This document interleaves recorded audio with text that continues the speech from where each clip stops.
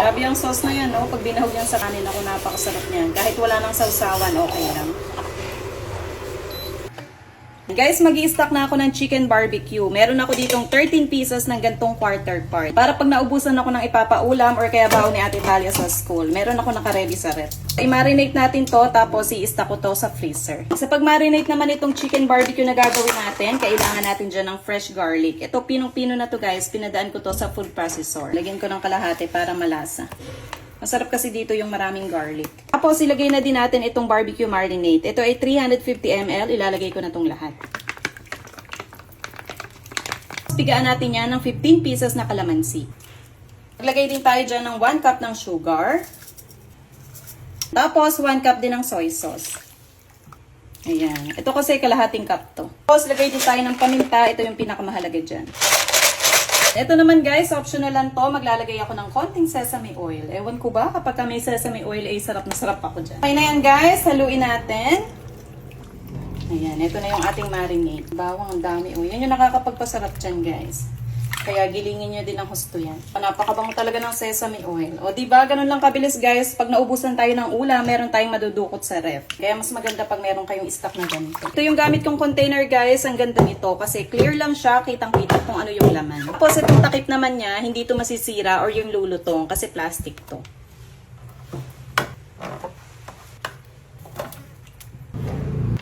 Mag-iiwan lang ako ng dalawa guys para iprito ko na ngayon. Yan, lagay din natin itong sauce. Ganyan yung itsura niya guys, o merong sauce sa ilalim. Kaya habang tumatagal to, mas sumasarap siya. Kasi nabababad ng husto. Okay na yan, takpan natin. Ayan, sa freezer natin to ilalagay guys ha. Pero kung lulutuin nyo to kinabukasan, okay na sa chiller para hindi na kayo magpalambot. Dito sa ating kawali, maglagay muna tayo ng konting oil para iprito muna natin sa gitan itong chicken. Para makasigurado lang tayo na lutong-luto hanggang loob. Ito mamaya natin ito ilalagay. Baliktarin nyo rin paminsan-minsan na para hindi masunog. Takpan muna natin. Baliktarin na natin.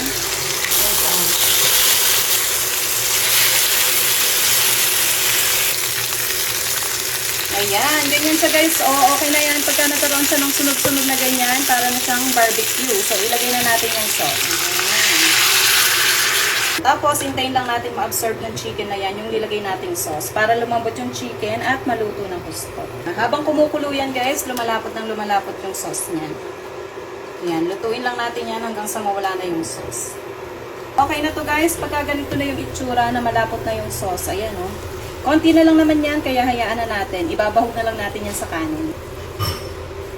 Oh my God. Grabe yung sauce na yan, no? Pag binahog yan sa kanin, ako napakasarap niyan. Kahit wala nang sausawan, okay lang. Ayan. Grabe. Siguradong napaka-juicy niyan. Ayan. Diba? Para hindi na kailangan ng sausawan. Oh my God. Ayan na siya guys. So, matagal ko itong niluto kasi mukha lang madaling tignan sa video. Pero syempre, sisiguraduhin nyo pa rin na luto yung loob ng manok. At bali-baliktarin nyo lang hanggang sa matuyo yung sauce na parang ganyan. Yung bang lalapot yung sauce. Ayan, may pa-sauce pa. Diba? Hindi na kailangan ng sausawan. Ayan na siya guys. Kain tayo. Ayan o.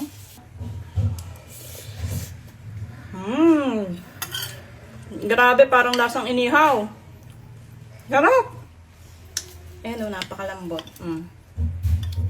Tapos, luto yung loob